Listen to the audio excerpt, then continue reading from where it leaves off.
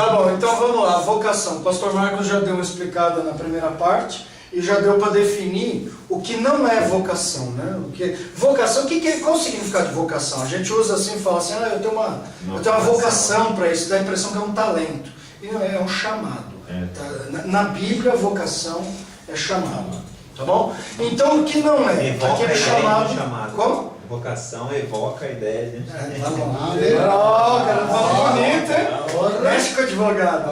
Aprendeu semana passada. Emociona. Sentir no coração. Então, olha lá. A vocação de que se trata aqui é o chamado especial que o Senhor dirige unicamente aos eleitos. Então, vamos ver isso na Bíblia agora. Vamos começar daqui a leitura. Então, começa lá, Nicolas. Romanos 1:6. 1:6? E vocês também estão entre os chamados para pertencerem a Jesus Cristo. Olha lá, entre os chamados para pertencerem a Jesus Cristo. Vocês estão entre eles. Quando ele faz isso, ele mostra que é um grupo. É um grupo de chamados. E como são esses chamados? Pertencem a Jesus Cristo. Então esse é o chamado específico. É o que a gente chama de chamado eficaz. Por que eficaz? Porque não tem como se negar. Porque tem aquele chamado geral, ele é um chamado também, mas ele não é. Ele executa o que ele foi. Exatamente. Que tem que cumprir. Né? Aonde será que talvez esteja a melhor definição, o melhor lugar onde a gente entende esse chamado na prática? Está aqui, em algum lugar. Aqui, Romanos 8:30, abre lá. Nicolas, você já está aí em Romanos? 8:30. Vai mostrar o processo da salvação. Né? E aos que predestinou também chamou, aos que chamou também justificou, aos que justificou também glorificou. Olha só. Como é que é isso aqui? Você consegue.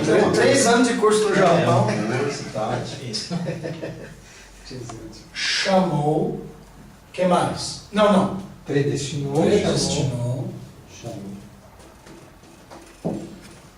Chamou. Justificou, glorificou.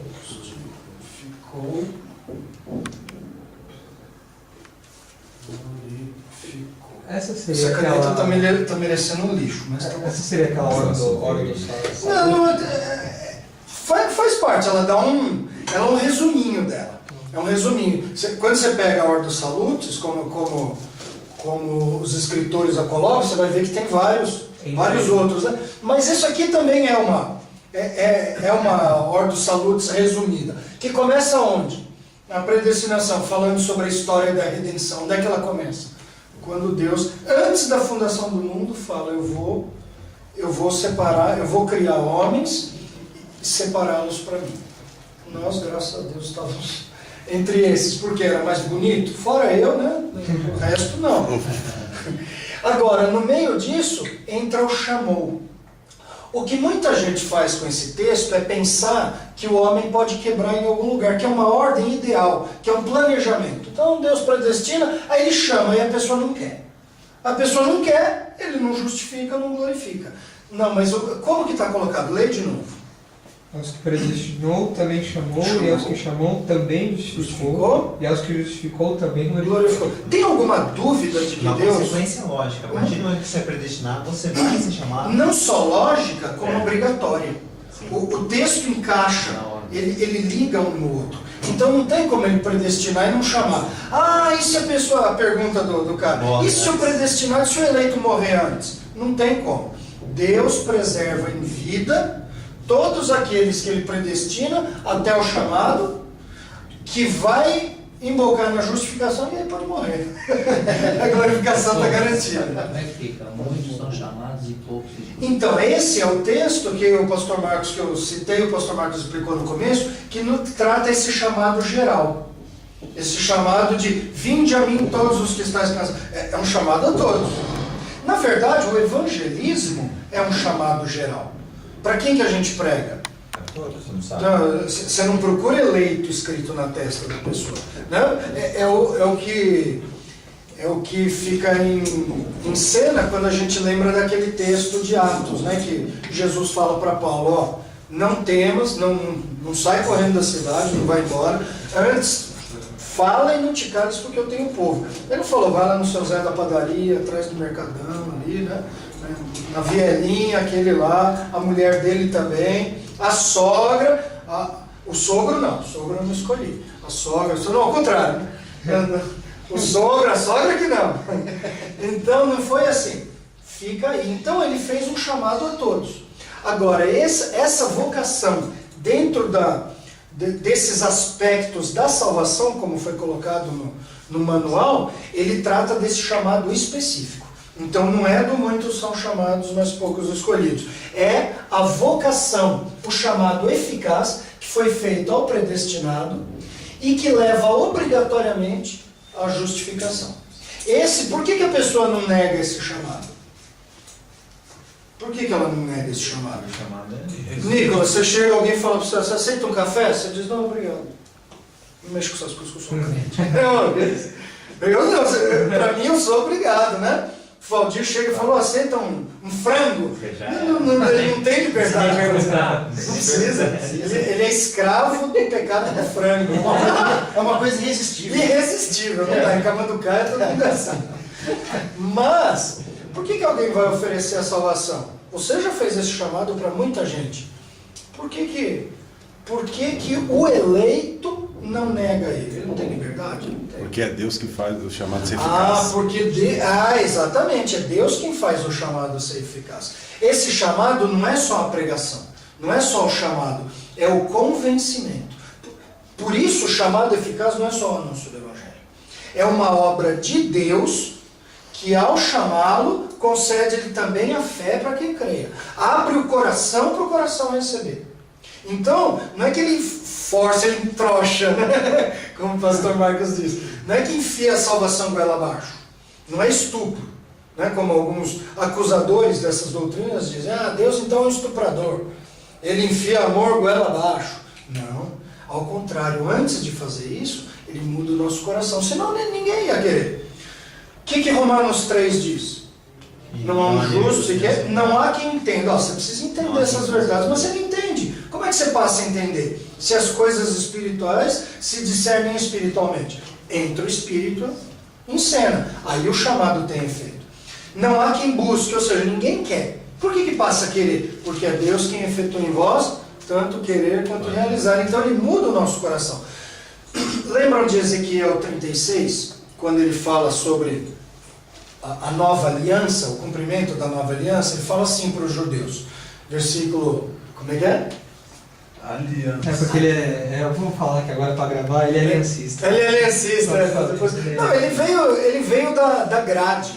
Ele veio da grade. Ele é o clu, ele é o tronco. Então ele tem umas... Não, eu vi da A grade. A grade, não. Então já viu, né? Então, o que Deus fala que vai fazer com os israelitas? Ele fala assim, eu vou aspergir água pura em vós e vou perdoar os seus pecados, vou lavar os seus pecados. Eu tirarei, olha só essa parte, eu tirarei o coração de pedra e colocarei o... Como? É 11.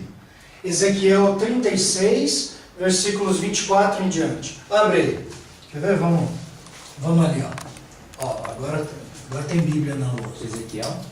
Ezequiel 36, versículos 24 em diante, 25. Olha lá. Começa com a promessa da repatriação, né? Afinal é a nova aliança.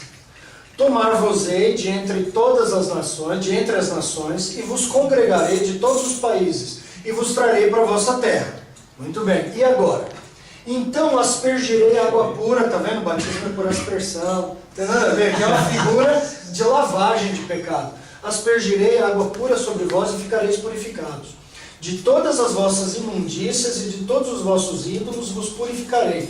Olha agora, dar-vos-ei coração novo e porei dentro de vós espírito novo. Olha Deus trabalhando a pessoa. Como é que ele vai trazer os israelitas de volta? Como é que ele vai convertê-los? Da mesma forma como ele nos converte. A conversão é a mesma. Ele tem que tirar o coração de pedra, aquele coração inútil, aquele que não quer, aquele que não busca, aquele que se extraviou, aquele que é injusto, aquele que está cego pelos pecados, aquele que faz a vontade da carne. O Senhor tem que tirar isso.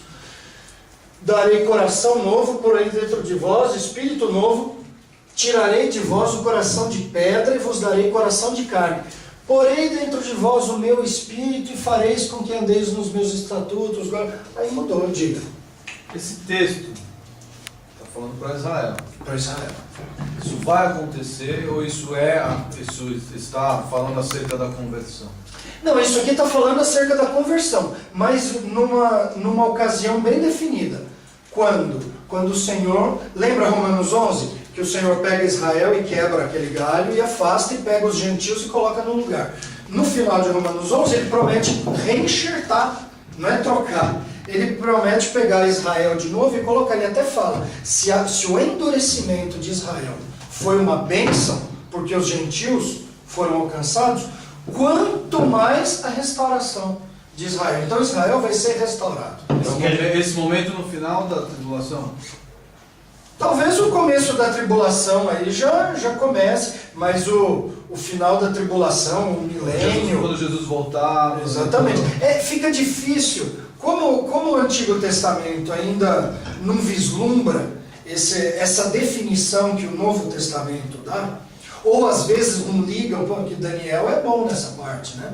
Mas Ezequiel e Jeremias não ligam os pontinhos com o que Daniel fez. Olha o que Jeremias fala, Jeremias 31. Mas eu posso usar esse texto tranquilamente para falar acerca da conversão. Sim, apesar de não ser... A conversão de Israel é a conversão de um pecador. Então o que eu uso, na verdade, é o princípio do texto. Isso. Eu não posso aplicá-lo no Novo Testamento. Sim, não, é porque aquilo lá pode aplicar o Novo Testamento, na restauração de Israel. Não para falar da conversão do crente.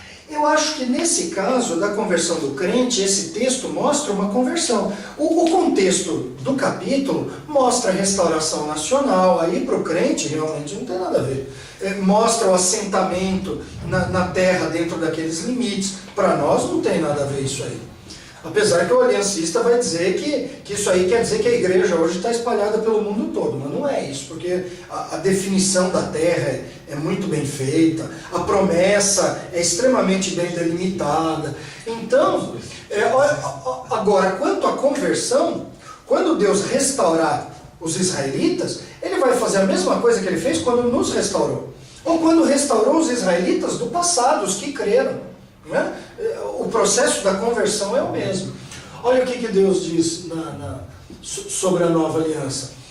Jeremias 31. Eis que vem dias, diz o Senhor, que firmarei nova aliança com a casa de Israel e com a casa de Judá. Não conforme a aliança que fiz com seus pais no dia que os tomei pela mão para os tirar da terra do Egito. Porquanto eles anularam a minha aliança, não obstante eu os haver desposado, diz o Senhor. Porque esta aliança que farei com a casa de Israel depois daqueles dias, diz o Senhor. Na mente lhes imprimirei minhas leis. Olha Deus trabalhando. O que Israel desobedeceu porque estava por conta deles, justamente para mostrar a pecaminosidade do homem, Deus vai mostrar o que ele faz, né, na sua salvação. Ele não só salva pessoas, ele é capaz de restaurar uma nação inteira. E aqui não é uma restauração política, é uma restauração política também, mas uma restauração espiritual de uma nação inteira. Mas em primeiro plano, isso é uma profecia escatológica. Sim, exatamente. Não, em primeiro plano, bom, não sei, aqui se discute o uso a participação da nova aliança no Novo Testamento, a participação da igreja na nova aliança. Uma coisa é certa, quando a nova aliança se você olhar foi dada, se você olhar para isso aí e falar, se você olhar para isso aí e falar, ó, tá vendo aqui, ó, é a igreja. Não é mesmo. Ó, farei nova aliança com Israel, a casa de Israel e com a casa de Judá. Acabou. E outra. É porque isso não aconteceu ainda. Não. Continua lendo o capítulo, você vai ver que param as promessas espirituais e passam a ser as promessas materiais. Vocês vão habitar aqui, vocês vão ter paz, vocês vão plantar, vão colher, entendeu? As nações ao redor vão... algo bem específico para... É por isso que assim, eu estudei esses textos quando você debateu recentemente e falou que, ou estava falando com a gente, não lembro. Em algum contexto você falou, eu tendo a crer que a aliança, o termo aliança é com Israel. E com a igreja não tem aliança nenhuma. Se tem, é a aliança abraâmica quando fala famílias de todas as nações serão beneficiadas. Uma coisa é certa, a salvação não depende de aliança. Tá? Qual era a aliança que Abel recebeu para... Não tinha, até. Apesar, vai inventar lá, né? A aliança da graça, a aliança das obras, sei lá, invente qualquer coisa. Não está nas Escrituras. Entendeu? Aí qualquer coisa vale, né? Então, salvação realmente não depende. Agora, por que eu citei isso? Para mostrar a ação de Deus transformando o perdido. Senão não tem como ele dizer sim para esse chamado. Mas o que Deus faz então? Põe uma arma na cabeça e diz, diga sim. Ou que nem lá em Josenópolis, que o recém-convertido, animado, né, foi pregar para o amigo, você vai aceitar Jesus? Eu falei, não vou nada. Você vai aceitar? Não vou. Ele puxou o facão e falou, então você vai aceitar meu facão. O cara teve que correr. Não, eu aceito. Eu aceito. Versão linda isso aí. Então não é o caso, né? Mas para não ser assim a salvação, o que Deus faz? Deus muda o coração do homem. Essa é a ação do Espírito Santo, o convencimento. O que acontece quando ele convence do pecado, convence que a gente é pecador? O que acontece quando ele nos convence da justiça de Deus, que Deus não aceita o pecado que a gente tem? E o que acontece quando ele nos convence do juízo que o nosso pecado merece diante da justiça de Deus? Você fala, eu estou perdido. E aí o que mais que ele faz? Ele nos concede a fé. Ele abre o coração, se ele fizer conosco o que fez com Lídia, né, obviamente. Ele abre o nosso coração para atender as palavras pregadas. Aí toda essa ação torna o chamado eficaz. Então agora a gente vai voltar lá. É que a visão... Você vê como a hermenêutica muda tudo, né? Não, sim, mas a visão em relação a isso, até esse ponto, o pessoal, os arminianos podem até concordar, então não, realmente Deus faz tudo isso. Mas aí você para, nós acreditamos que Deus até na vontade atua. Então você anulou a vontade humana. Não dá para explicar isso, não dá.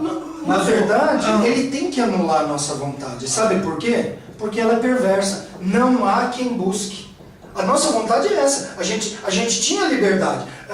Lembra aquele livro de James Kennedy, Verdades que Transformam? Ele fala que o homem é livre, a vontade do homem é livre. Só que tudo que ele escolhe é errado.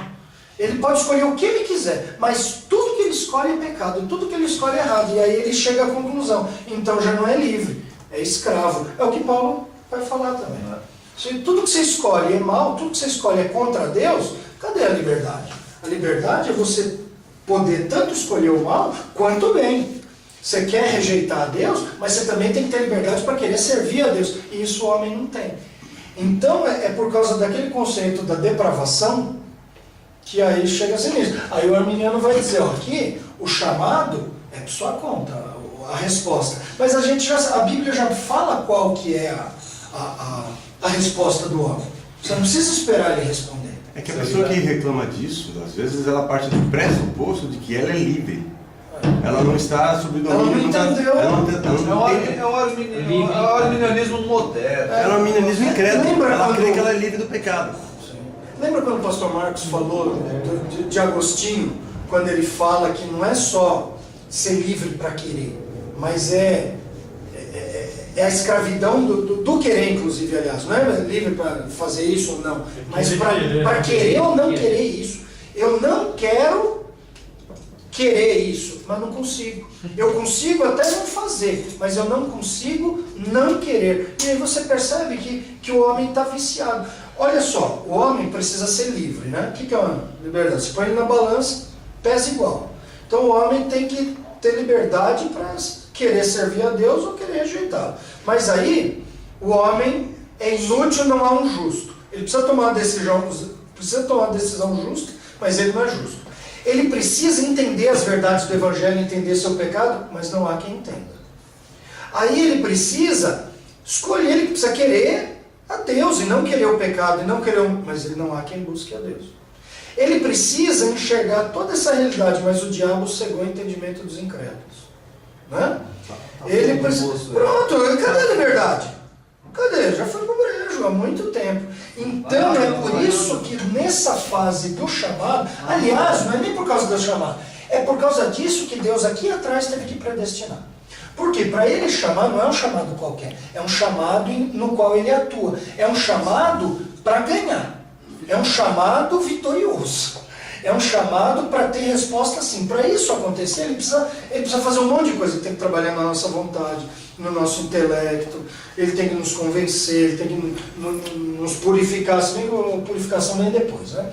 Mas, para fazer isso tudo, ele faz o quê? Ele joga moedas para cima e onde cair, ele atua? Não, então ele começa escolhendo em quem ele vai atuar. Por que ele escolheu isso? Essa é a parte que ele não explicou. Mas aí ele chama, ele trabalha tudo nisso, é onde a gente está. E a partir daqui, a justificação é certa, porque ele vai conceder a fé também, ele vai conceder o sim desse chamado, ele vai chamar e ele vai dar o sim também, por meio de todo esse processo que a gente falou. E o futuro é glorificação. O que há um debate é quando essa glorificação se dá. A gente bate o olho na palavra glorificar, e o que a gente pensa? Seremos glorificados, né? Teremos um corpo como o de Cristo. Então a gente vê isso aqui como uma atuação futura. É o final. A predestinação começou na eternidade passada. A glorificação vai terminar na futura. Mas alguns teólogos consideram isso como uma realidade já alcançada. De alguma forma, né? Alguma forma menor do que significa glorificar na sua totalidade. Então vamos voltar lá. Já lemos aqui. Para mim, esse aqui é um dos textos mais importantes. É esse que a gente leu. Aos que predestinou, a esses chamou, aos que chamou, justificou, aos que justificou, glorificou. É uma correntinha, ele atrela um no outro, é uma corrente que não quebra. Quem lê aí Efésios 4, 1 e 4? Agora aqui é o Jairo, né?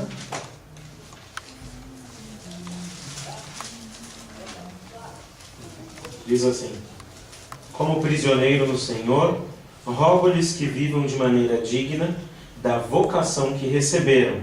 E diz o 4: há um só corpo e um só Espírito, assim como a esperança para a qual vocês foram chamados é uma só. Olha só como esse chamado é bem específico, é um chamado para salvos. Vocês foram chamados para isso.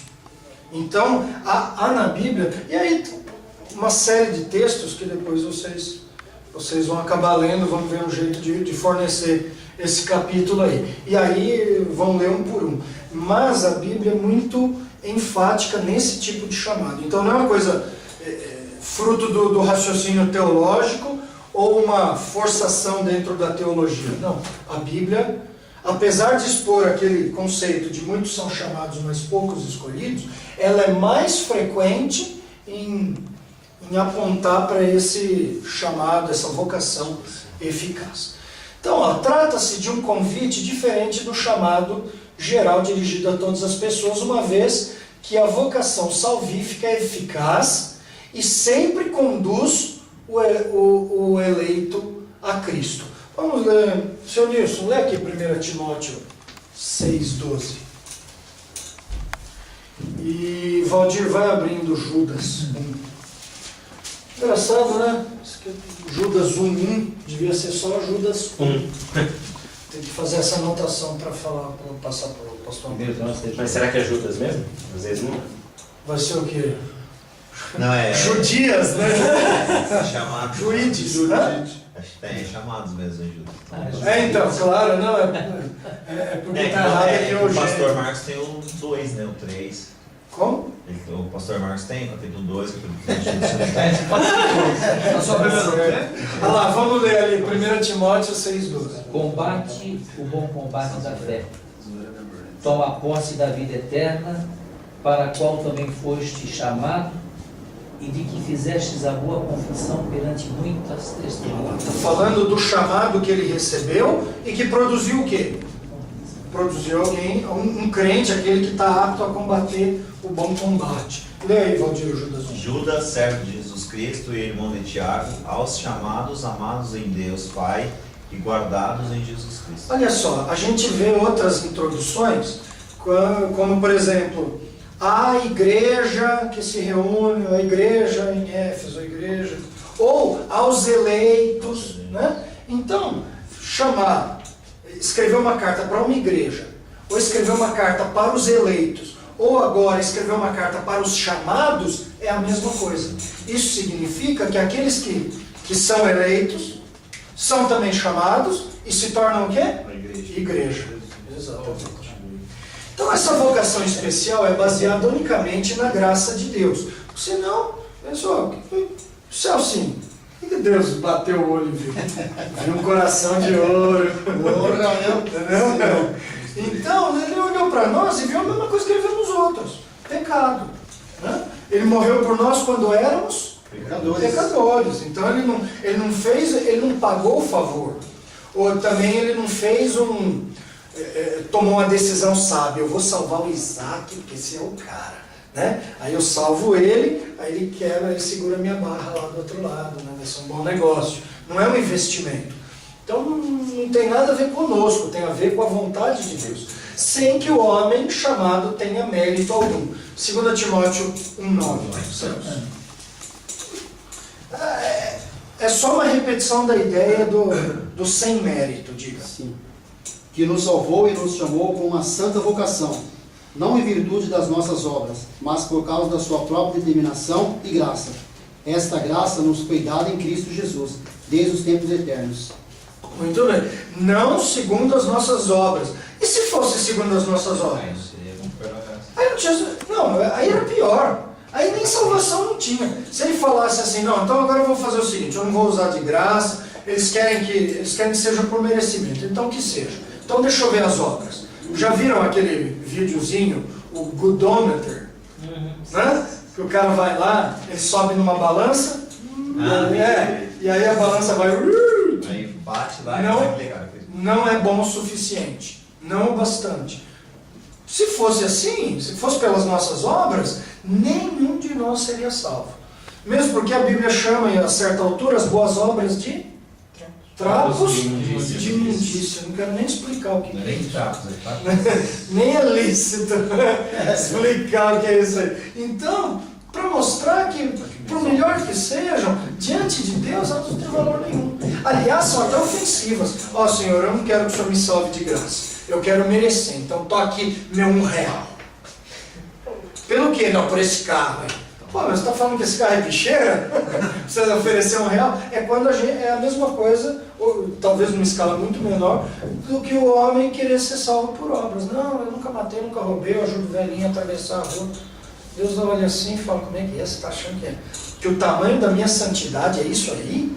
Que você compra a minha santidade atravessando a velhinha na rua? E o homem seria orgulhoso também, né? E aí você tira a glória de Deus, e se você pega um pouquinho da glória, Deus fica um pouquinho a menos, né? O que você pegou para você não dá para ele. E o homem tenta balancear, né? O arminianismo faz isso um pouco, né? Fala assim, Deus faz, mas eu também faço. Então na hora do aplausinho, né? Pelo menos assim, aquela salva de palmas. Isso é uma salva e meia, né? É isso. Talvez meia só pra você. Meia, sim.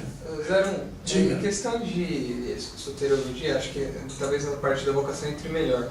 Eu já vi que em questão de oposição, o arminianismo ele se opõe à questão do calvinismo, mas o pelagianismo ele acaba sendo muito pior nessa questão da resposta, na questão do livre-arbítrio. Na verdade, ele é pior na questão da condição do homem. O arminiano vai falar como nós, que o homem é depravado, que o homem está em pecado, que o homem está completamente perdido. O que ele não vai falar é que o homem não tem possibilidade nenhuma de dar nenhum passo por sua. O que o calvinista vai falar é que o homem foi tão afetado pelo pecado que não importa para onde ele dê passo, é para todo lado, menos para o lado de Deus.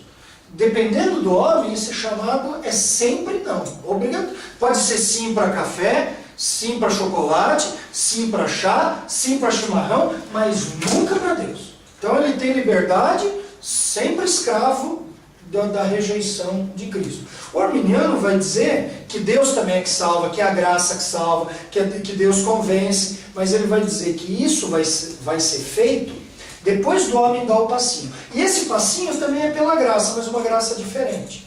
Não uma graça irresistível, mas aquela graça, uma graça ampla, que permite ao homem, que neutraliza aquele efeito máximo do pecado e que abre uma possibilidade, abre uma brechinha para ele dizer sim. E aí, se ele disser sim, aí Deus vem e faz o resto. É a graça preveniente. Tá? Então, essa graça preveniente, ela não é irresistível.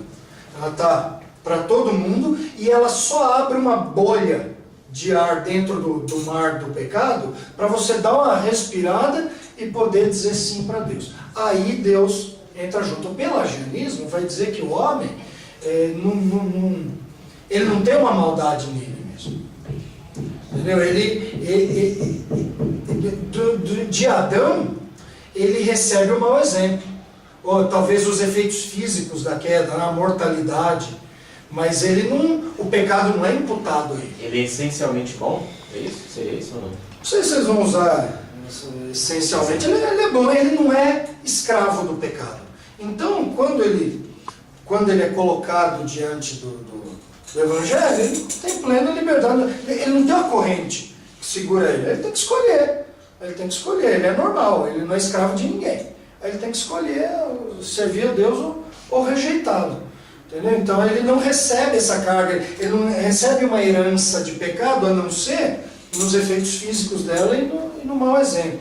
Pelo menos alguma forma de pelagianismo. Então ele é muito pior. Aí você pergunta, então a pessoa pode escolher não pecar.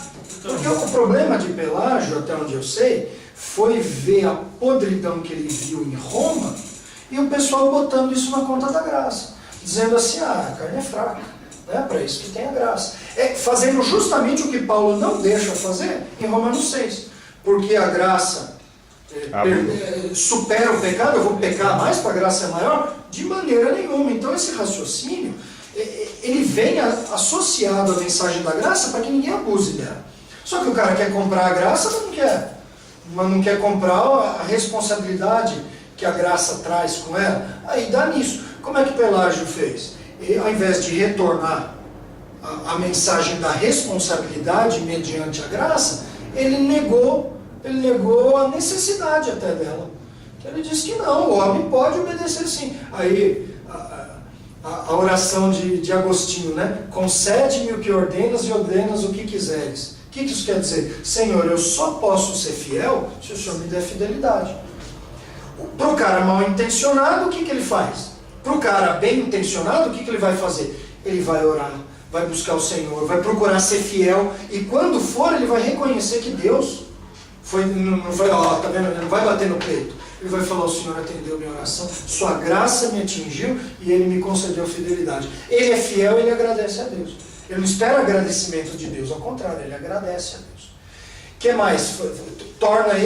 Faz com que ele veja a fidelidade num preço caro. Ele não banaliza essas coisas.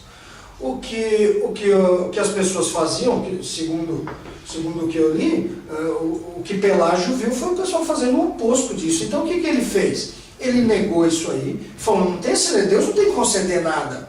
Ele dá a ordem e acabou, ele não tem que conceder a resposta. A resposta é do homem, e o homem tem plena liberdade. E para você ter plena liberdade, você não pode ser escravo de nada. Então, o pelagianismo é pior. Ele ataca, o arminianismo tem uma concepção menor da depravação total. O pelagianismo nega ela. Aí acabou. Aí você erra um negócio, é igual eu via minha avó fazendo crochê, aí fazia aquele negócio, ela fazia rápido, daqui a pouco ela começava a desmanchar tudo. O que foi, avó? Não, errei um ponto aqui. Pula ele, quem vai ver um pontinho assim? Não, mas errou aqui, não importa. Vai dar errado lá na hora do arremate, vai dar errado. Então tem que voltar tudo atrás. Errou uma doutrina, principalmente na soteriologia, que todos esses conceitos estão atreladinhos um ao outro. Um é o Jaque, né? Já que ele predestinou, então ele chama. E já que ele chama, então é o Jaque, né? Jaque Motors, é o Jaque Motors? Não, esse não. É que isso daí acaba implicando uma possibilidade do homem viver uma vida sem pecado, e ser salvo sem Cristo. Ser salvo sem Pronto, essa é uma implicação normal. Aliás, é nisso que eu ia chegar, eu fiz uma digressão e não voltei. É isso. O homem pode escolher não pecar, E aí, se ele não pecou, ele não está condenado. E se ele não está condenado, acabou, ele está garantido. Tomara que morra logo, antes de manchar a mão na lama. E aí, foi salvo. Por merecimento de quem? De Cristo? Dele mesmo. Salvação sem Cristo. Então, muito dessas coisas, eu julgo que é até por uma falta de malícia, no bom sentido, né? Desses teólogos. Eles trabalharem um conceito aqui e não entenderem que a teologia é que nem aqueles dominós que um derruba o outro. O cara muda um negócio aqui, muda tudo. É o Jaque. Né? O homem não é depravado. Então, já que o homem não é depravado, então Deus não precisa ser. A salvação não é de graça, não precisa ser gracioso. E se a salvação não é de graça, então não tem eleição. Então, aí desmonta tudo. Então, o teólogo, ele não tem que ser criativo. O pessoal fala, o Ricardo Gondim gosta de criticar a teologia que a gente pratica, porque ela não é essencialmente brasileira, que a gente fica comendo enlatado de fora, como se teologia tivesse nacionalidade, né? Então, a ideia desses caras é produzir uma teologia brasileira. Então, para ser uma teologia brasileira, não pode repetir o que os outros fazem. E para não repetir, você tem que inventar. Igual aquele cara lá do Open English. Falou, a mulher me perguntou, how are you? Eu falei, I'm fine. Ele falou, não tô fine. Eu vou falar o que eu vou inventar para a mulher? Ele fala, mitenses. Né? Então eu vou inventar para a mulher também? Então é o que esses caras fazem. Eles inventam coisa e falam, isso aqui é uma teologia brasileira. O teólogo não tem que inventar coisa.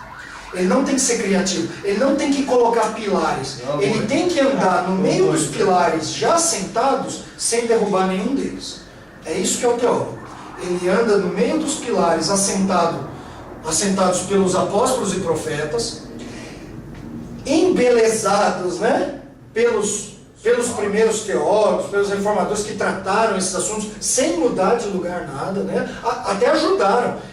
O pilar estava lá, vem Calvino e põe aquela faixa amarela, né? Para quê? Para a gente ver que está lá, para a gente não bater no subsolo do estacionamento.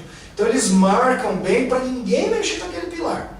Para quê? Para você andar nesse estacionamento sem bater em nenhum deles. Tá? É isso que o teólogo tem que fazer. Ele não tem que ser criativo, ele tem que trazer coisa nova, ele não tem que ser original, ele tem que ser fiel.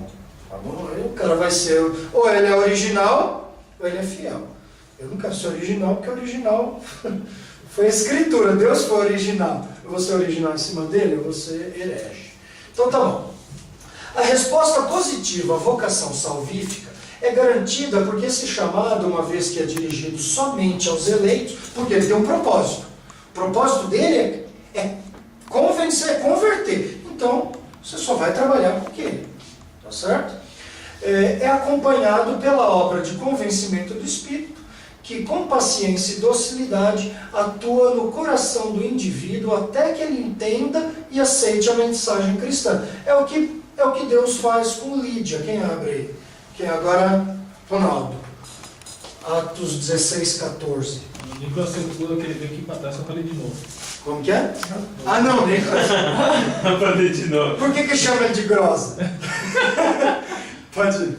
Certa mulher chamada Lídia, da cidade de Tiatira, vendedora de púrpura, temente a Deus, os escutava.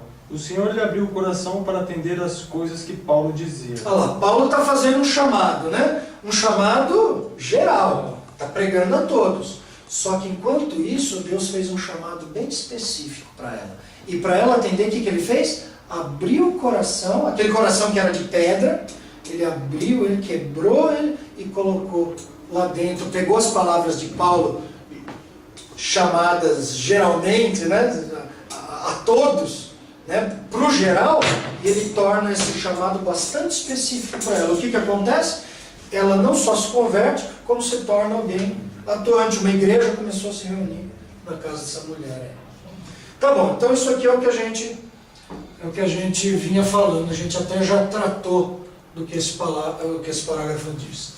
Frise-se que essa obra eficaz da vocação e convencimento não é realizada em cada ser humano. Se fosse realizada em cada ser humano, o que aconteceria? Universalismo.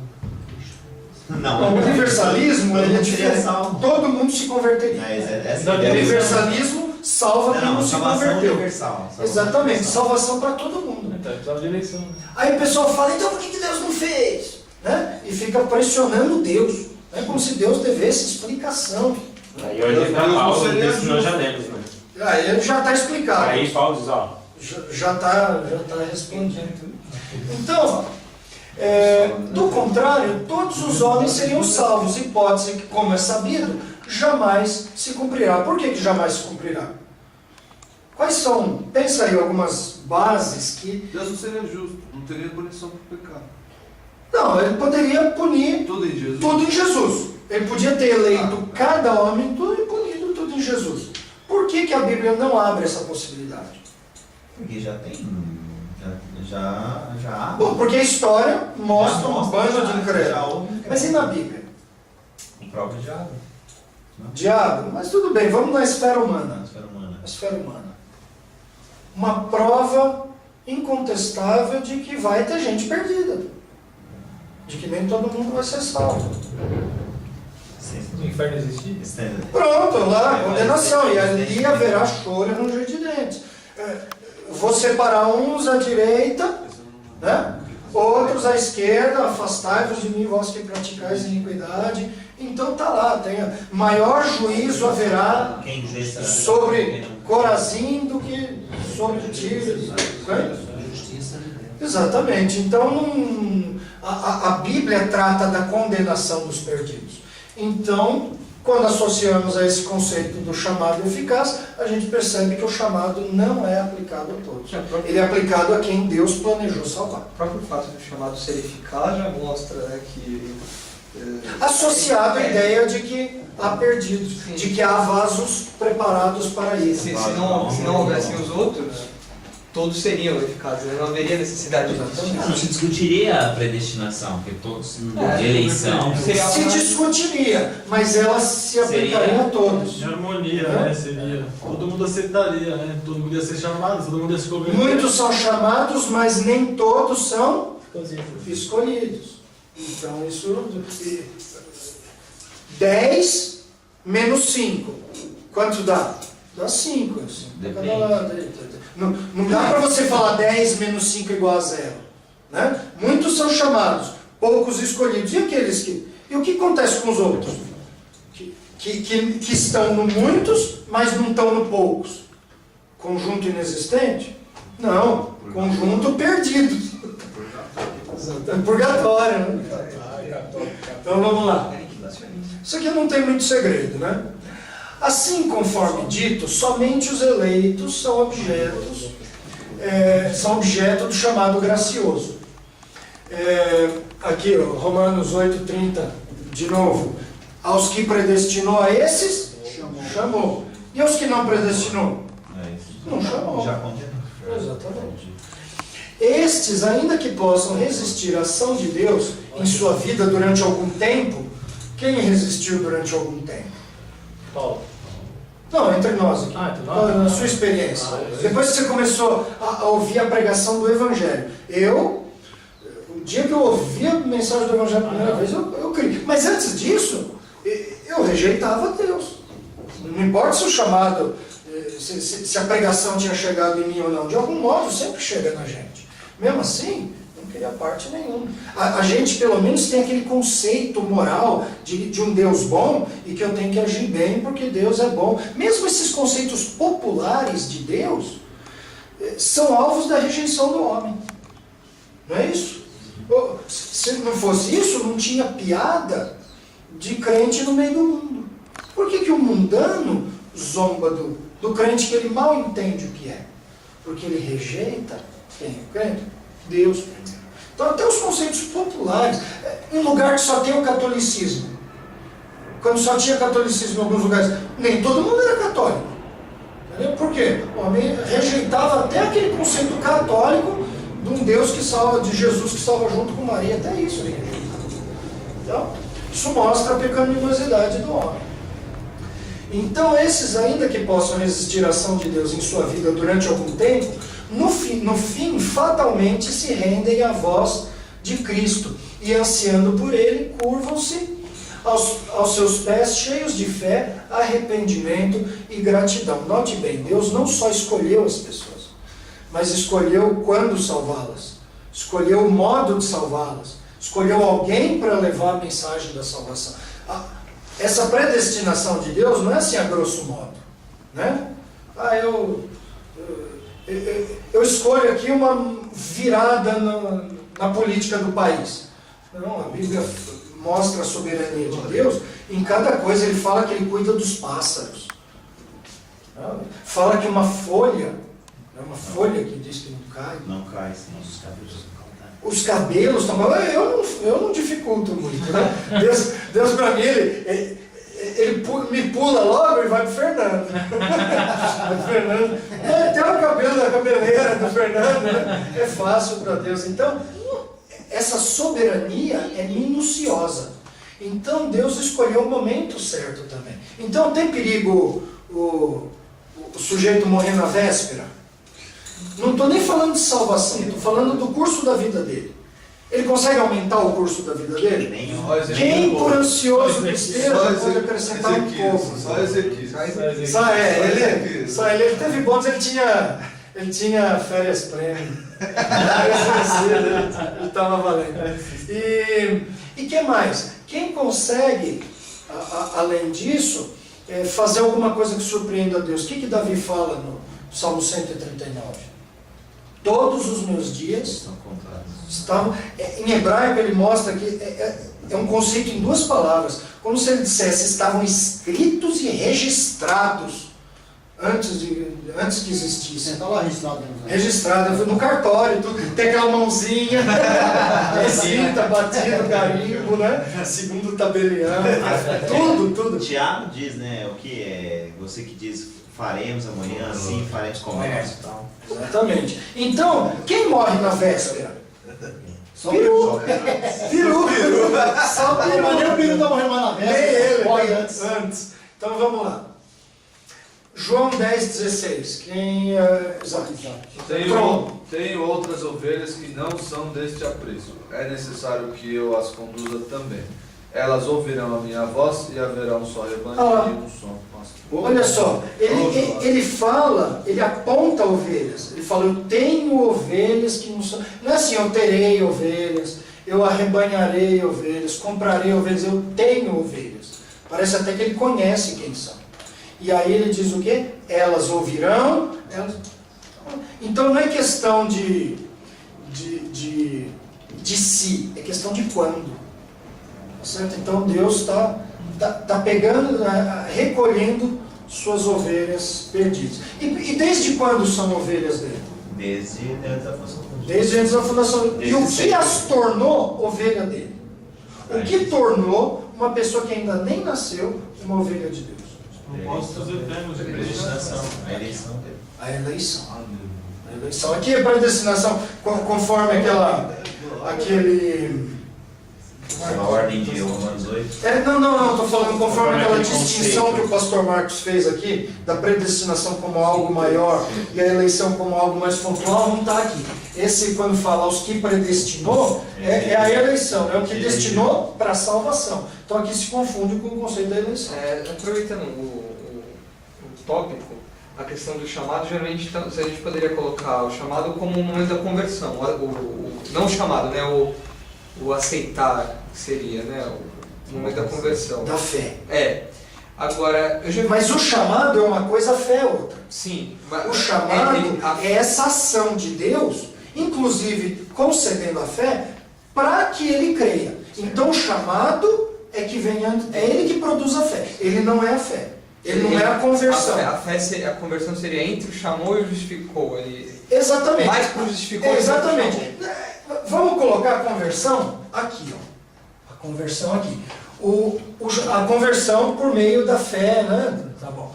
Então, o chamado é um conjunto de ações que leva a essa conversão. E essa conversão produz o quê? Automaticamente a justificação. No mesmo momento, né? É porque a questão não é momento, a questão é causa e efeito. O homem não é justificado para crer. Igual outro dia que que o pastor Marcos disse que tem gente que fala isso, aliás, da regeneração.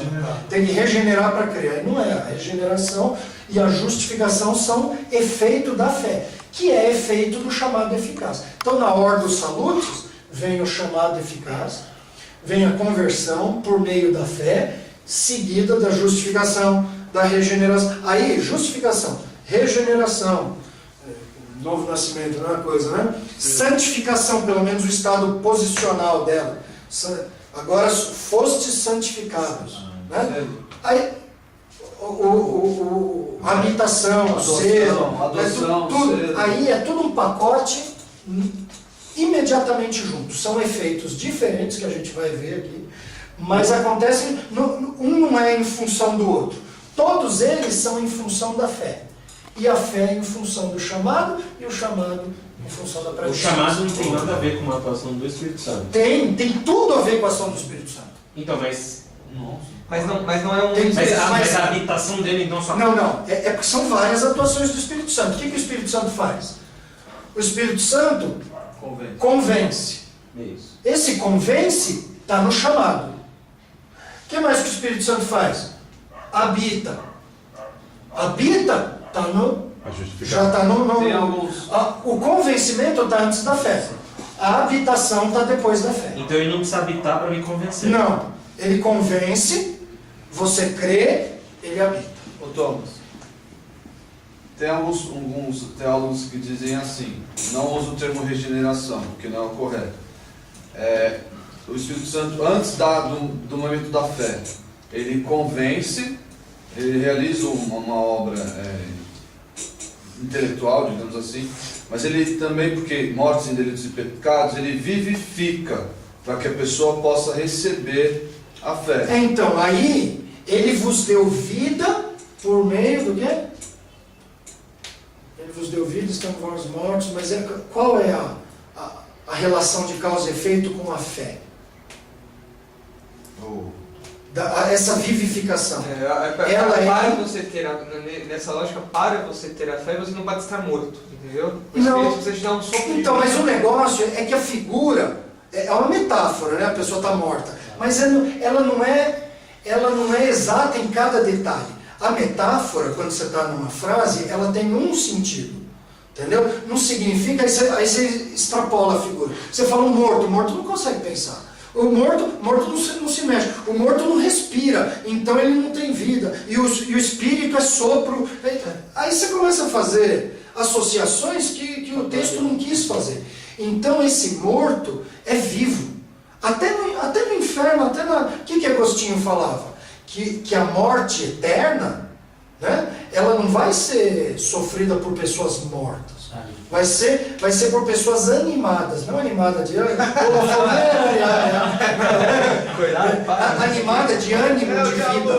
Ou seja, a morte eterna vai ser sofrida por pessoas vivas. Aí Agostinho vai falar, só que o estado de miséria é tão grande que o termo vida não se aplica bem, por isso morte espiritual, morte eterna. Então, essa obrigatoriedade de precisa estar vivo primeiro para... Não, isso é extrapolar o que o texto ensina. É a fé que... Esse convencimento levanta o morto. É por isso que é disso que trata esse chamado eficaz. A ação de Deus para que o morto possa crer. Essa é a só a ação de Deus traz vida. A ação de Deus não é porque esses termos de vida e morte, eles...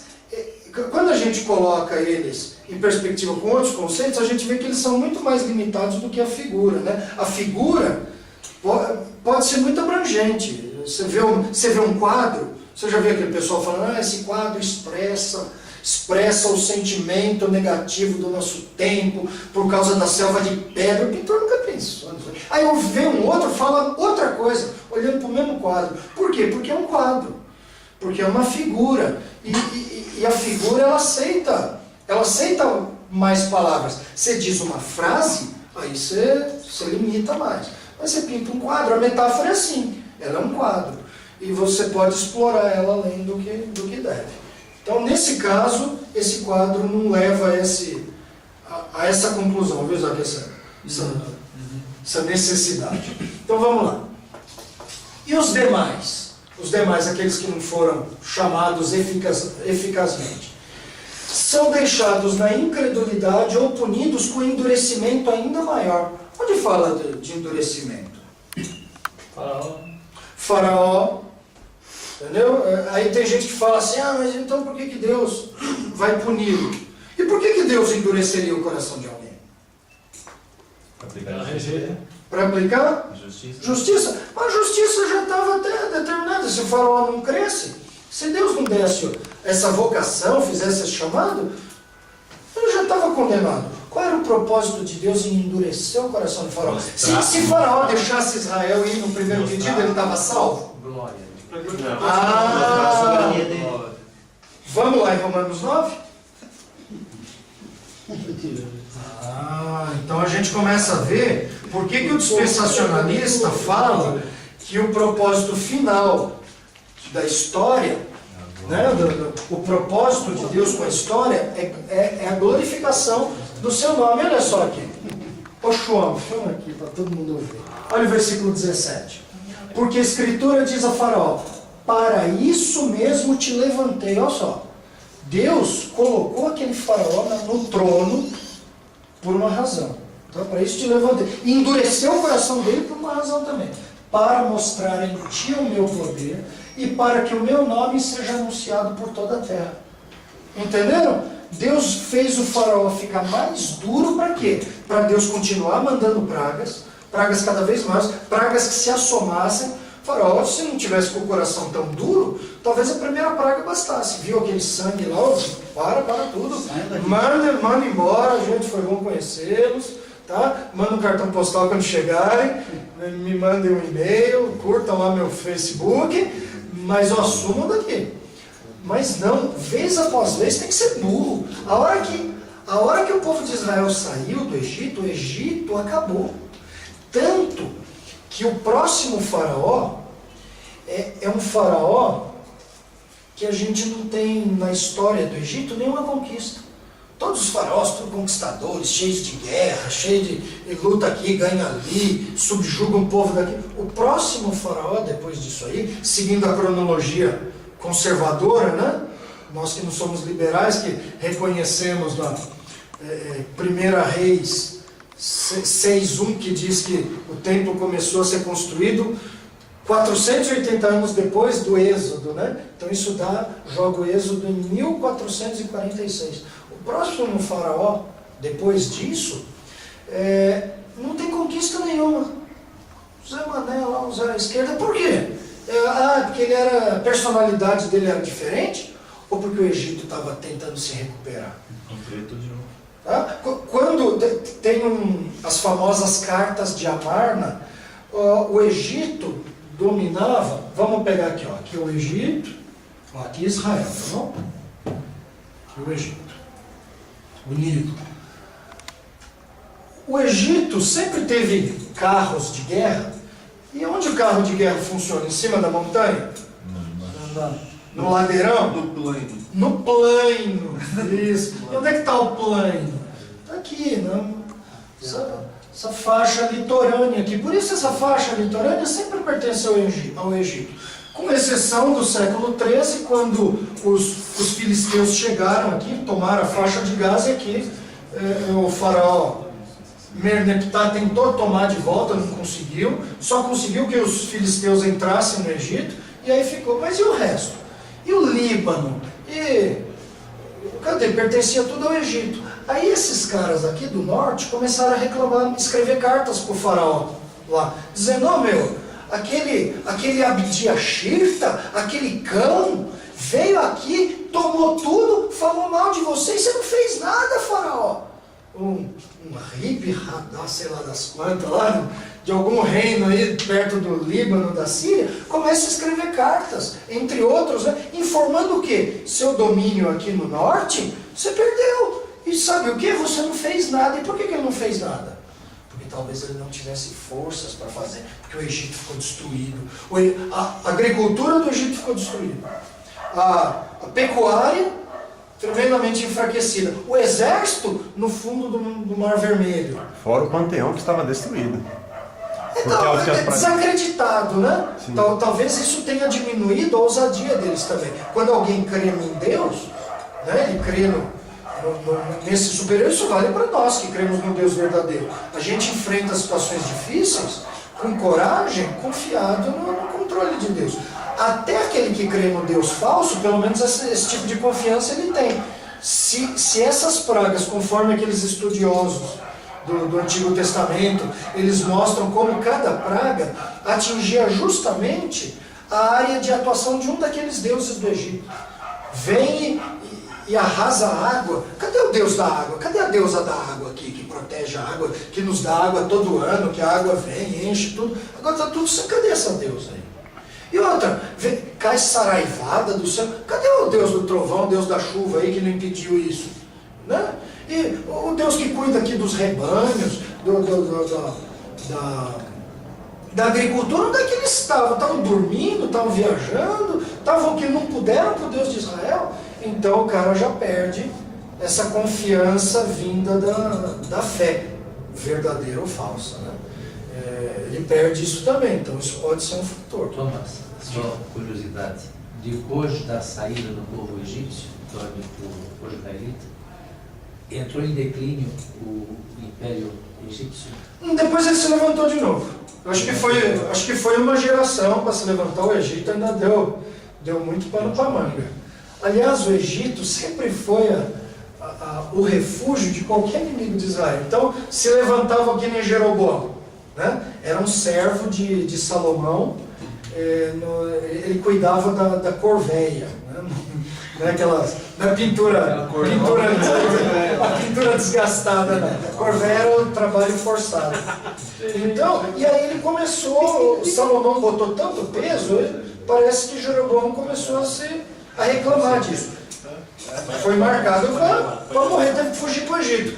Tem um quartinho aqui especial, tem uma suíte para qualquer pessoa fugida de Israel, né? Fica aqui. Por quê? Porque amanhã a gente pode colocar você lá. E foi o que aconteceu. Jeroboão, que foi acolhido no Egito, acabou se tornando o rei da tribo do norte. Isso acontece muitas vezes. E o Egito volta a ser uma potência. Na época, antes de Nabucodonosor acabar com o Egito lá em cima, acabar com a Síria e com o Egito, que foi lá proteger a Síria também, né? Porque o inimigo do meu inimigo é meu amigo, né?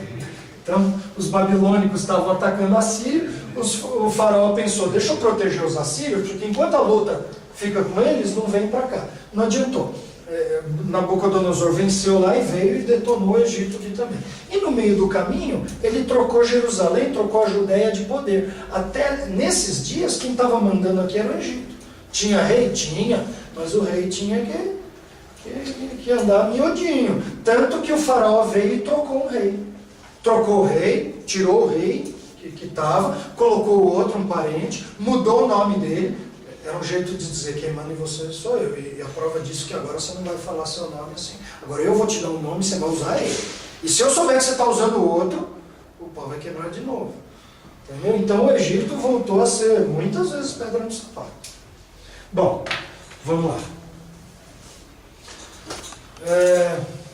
Vamos dar mais um pouquinho aí, depois a gente toma um café. Até aqui tudo claro? Tudo certo? Sim. Tá. O chamado eficaz é necessário porque, segundo a Bíblia, nenhuma pessoa pode se voltar para Deus ou para Cristo sem que primeiro o Senhor realize nela uma obra sobrenatural. Está vendo? Não é só um chamado. É uma atuação. Para ele ser eficaz, essa eficácia vem desse trabalho de Deus, que se dá em várias áreas. Que a gente estava falando, nosso intelecto, nossa vontade, tirar a cegueira, tirar até o domínio do diabo sobre nós. Se o nosso evangelho está encoberto, é para os que se perdem que está encoberto, aos quais o Deus desse século cegou o entendimento dos incrédulos. É algo que Deus tem que desfazer. Então, é disso que trata esse chamado eficaz. Não é só um anúncio. É mais uma ação mediante o anúncio do que o anúncio em si. O anúncio é o mesmo para aquele que rejeita e para aquele que aceita. O chamado eficaz é Deus pegar aquela mensagem e fazer o homem aceitar. Sem que isso seja contra a sua vontade. Ele muda a sua vontade, ele muda o querer. Muda o realizar. Não há quem busque. Então agora você vai buscar. Não é que entenda, não, você vai entender, calma aí. Eu vou explicar agora para você. Então, sem isso, nenhuma pessoa pode se voltar para Deus ou para Cristo sem que primeiro o Senhor realize nela uma obra sobrenatural. Inclinando, olha aqui, para a verdade, para a obediência e para a fé. Então não é um estupro, não é amor goela abaixo, não, é um amor de verdade. Eu não quero, vou passar a querer. Por quê? Porque Deus vai me dar essa vontade. Deus vai mudar. Eu tirarei o coração de pedra, darei o coração de carne, colocarei um novo coração, um novo espírito. Então, texto bom para lembrar isso aqui é Filipenses 2,13, que eu já citei várias vezes, qual é? Porque Deus é quem efetua em vós tanto querer quanto realizar segundo sua boa vontade. Ezequiel 36, aquele texto que eu já li, eu vou aspergir água pura em vocês, eu vou tirar o coração de pedra, darei o coração de carne e tal. Vamos abrir aqui João 6, cadê, Fernando? João 6, versículos 44 e 65.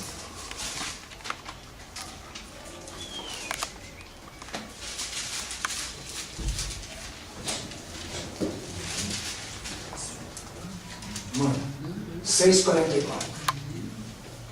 Ninguém pode vir a mim se o Pai que me enviou não o atrair. E eu ressuscitarei no último dia. Está escrito nos profetas. Não é até o 65. Agora, olha só, vamos ver o que esse falou. Ninguém pode vir a mim se o Pai que me enviou. Se o Pai... Jesus faz duas jogadas assim. Ninguém vai ao Pai senão por mim. Né? Eu sou o caminho, verdade. Mas ninguém vem a mim se o Pai não trouxer. Se o Pai não o atrair, ou se o Pai não trouxer. Então, esse trazer a Jesus é o chamado eficaz. Tá certo? Então, sem isso, não tem jogada. E o versículo 65? 65. E prosseguiu. É por isso que eu lhes disse que ninguém pode vir a mim, a não ser que isso lhe seja dado pelo Pai. Olha, que isso lhe seja dado, que isso lhe seja concedido. Olha como isso não é galgado pelo homem. Isso não é obtido. Isso tem que ser concedido. Tá? É uma concessão de Deus. E quando Deus concede algo, como é que chama? Graça. Graça. Misericórdia também, né?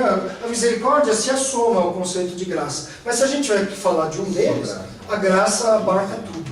É graça. Então ele concede. E se ele não dá, ninguém vem. Então você tem que ter livre vontade. Então tenha. Então exerça a sua livre vontade. Ninguém pode vir. Ninguém vem. Pessoa escrava do pecado. É isso que é ser escravo do pecado. Ela pode escolher qualquer tipo de pecado. O que ela não consegue escolher é crer em Cristo, é entregar a sua vida a Ele. Ela não consegue fazer isso. Ela acha isso uma bobagem, ela se acha boa. O pecado cegou. Ela nem vê essa necessidade. Ela não consegue. O pecado escraviza. Muito bem. Deve-se ainda notar que a vocação salvífica se constitui na prova de que a salvação de um indivíduo depende primariamente, da vontade e da ação de Deus. Opa!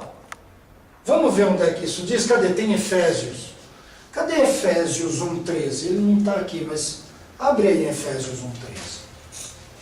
1,13. Em 4 falou que ele nos elegeu nele antes da fundação do mundo. O 5 diz que ele nos predestinou. Né? E o 11, o que diz? 13, né? 13, eu falei errado. O 13 é a habitação do Espírito, é o 11. Nele digo, no qual também fosse feita herança, havendo sido predestinados conforme o propósito daquele que faz todas as coisas segundo o conselho da sua vontade. Olha aqui, conforme o propósito de quem? Propósito que a gente fez. Vou fazer um propósito aqui com Deus agora. Vida com propósito, igreja com propósito. A nossa não, a nossa é igreja sem propósito. E tem umas que são de propósito. Não, o propósito é de Deus. Deus é o propósito. Então, e não só o propósito, a vontade dele, mas a ação também. Então alguém abre Tiago 1,18. Olha que interessante a ideia da concessão também. Você fala assim, eu tenho que fazer algo bom, ou eu tenho que crer. Né? Tem gente que faz com que a fé se torne até uma obra, porque ela se torna sua. Quer uma obra melhor do que crer em Jesus? Nem isso vem de de nós. Porque se fosse de nós, a gente mereceria alguma coisa. O que diz Tiago 1,18? Por sua decisão, ele nos gerou pela palavra da verdade, para que sejamos como os primeiros frutos de tudo que ele criou. O que diz no 17? Toda boa dádiva e todo dom perfeito vem do alto, descendo do Pai das luzes, que não muda com sombras inconstantes. Agora continua.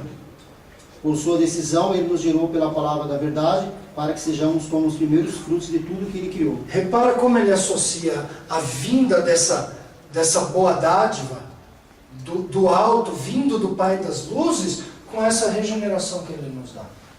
Então não é só, toda boa dádiva, então eu associo simplesmente com salário no final do mês, né? com a cura, estou gripado, não estou conseguindo trabalhar, aí Deus me deu saúde, né? Ou tem dado saúde para eu aguentar o batidão. Não, parece que essa boa dádiva, e essas também vêm de Deus. Mas o assunto aqui qual que é? Lê de novo 18. Por sua decisão, ele nos gerou pela palavra da verdade. Olha só, a boa dádiva é associada a essa decisão de nos gerar pela palavra da verdade. Então isso aqui tem a ver, esse chamado tem a ver com a vontade de Deus, com a escolha, que está ligado, por isso que eu gosto de... Como é que a gente não vai gostar de Romanos 8,30? Bom, mas esse texto aqui firma tantos aspectos da teologia num lugar seguro. Sabe aquela barraca que fica voando, que fica tudo? Aí você pega daqueles pinão, aqueles estaiamentos, você põe no chão e ela fica firme. É o que esse texto de Romanos 8,30 faz. A salvação pertence a Ele, e sem a sua iniciativa ninguém poderá ser liberto da incredulidade.